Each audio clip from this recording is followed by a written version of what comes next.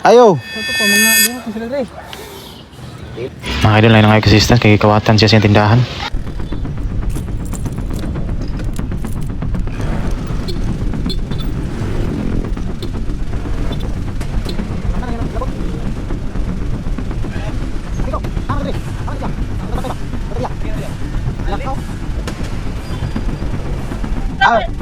Man to, tagiya dire be.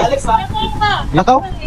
Ikawatan to kahapon. Kato siya mga tunong, kabakailan mas nagkawat ato, ako matuon lagi. Lagi, nagkuhan na to, nagipalit, nangukla ko kalsut. Sige.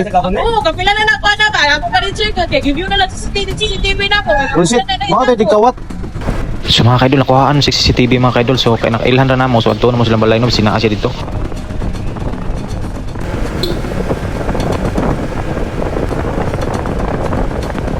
So nanata sa barangay Saray mga kaidol, paingon ta tong balay atong alits nga nanguhag ko ano halin. Kuning ang dalan mga kaidol, paingon ni sa katong basurahan no.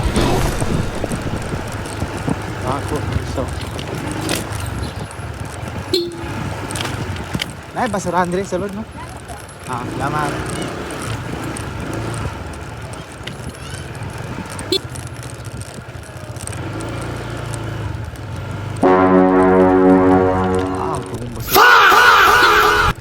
Uy, ang utana. Si Kuandra katong minudin, minabalaan mo panganan ng batawan. Baina. Lalaki ka ni si...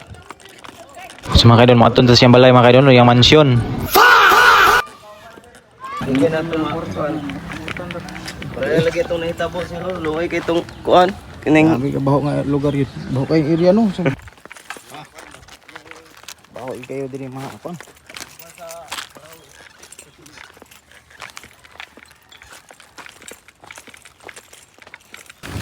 So salamat kayo ni Idol kay siya mo'y among tour guide no, paingon sa mansyon ni Kwan alias Jeffrey. Proxing ko, may dire di ba? Ato, pag 5 mo. Kani wala na ni address dire. Wala na siya kaning basura, turok basura.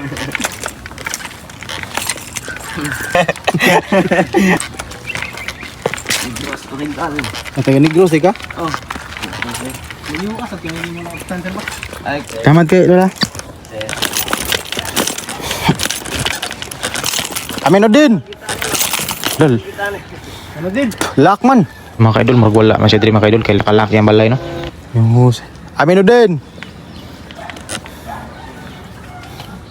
Dili kan sila mabahaan direk magkusugang ulan.